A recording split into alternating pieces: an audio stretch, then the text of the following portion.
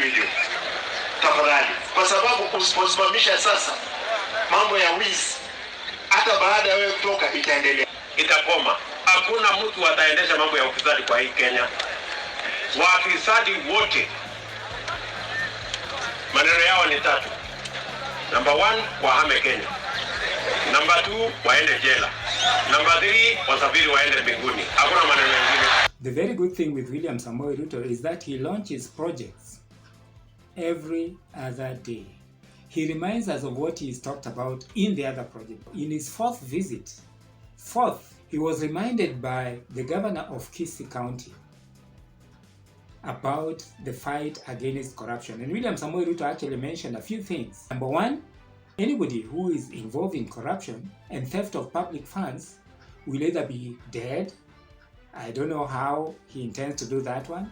He will say, number 2, he either has to flee the country, go to another country, or number 3, be in prison. If somebody steals public funds, do you really require DPP to recommend prosecution before you go to court? Kenya Anti-Corruption Commission is a useless office in Kenya. It doesn't help anything. It doesn't deter corruption.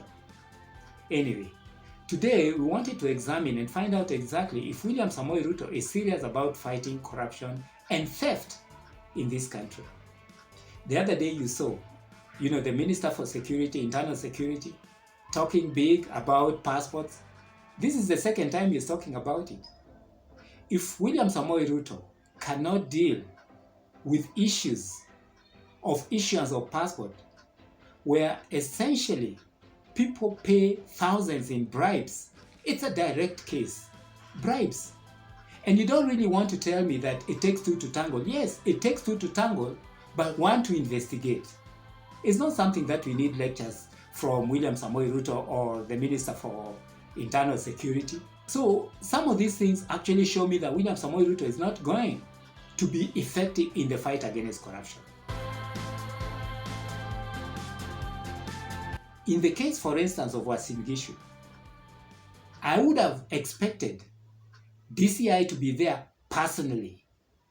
DCI personally, the one appointed by William Samoei Ruto, and to give a statement regarding that issue of 1-point-something, maybe 1.2 billion shillings that was stolen by somebody from parents who are expecting to take their kids to Canada or whichever other country.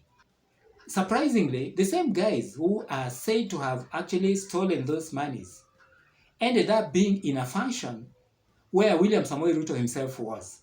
What is this business of saying you want to take the private enterprise, kind of culture, you want to change the culture? The culture in the private enterprise is so simple.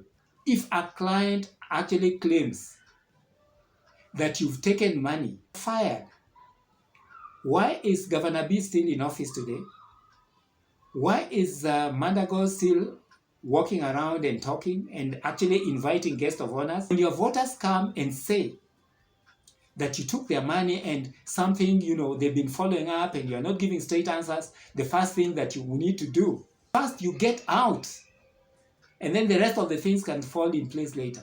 You see, so William Samoei Ruto, to me, has the best opportunity to fight corruption and theft in this country. But I'm afraid that he's not going to be able to do that. Just look at traffic policemen. They are collecting bribes every day. William Samoei Ruto sees it. The CS Interior sees it. The Director of Public Prosecution sees it, knows it. The IGU police, who talks too much, sees it. And they're doing nothing about it. If you cannot do bribes, you cannot stop bribes, then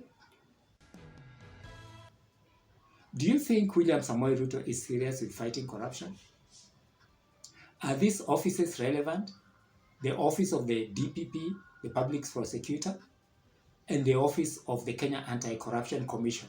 Kisumu, Kakamega, Uasin Gishu, Nairobi, theft everywhere, left, right, and center. Is William Samoei Ruto going to be able to deal with matters of looting, theft, and corruption? like to hear your comment. Thank you very much for tuning in. Welcome to Talk to Africa. My name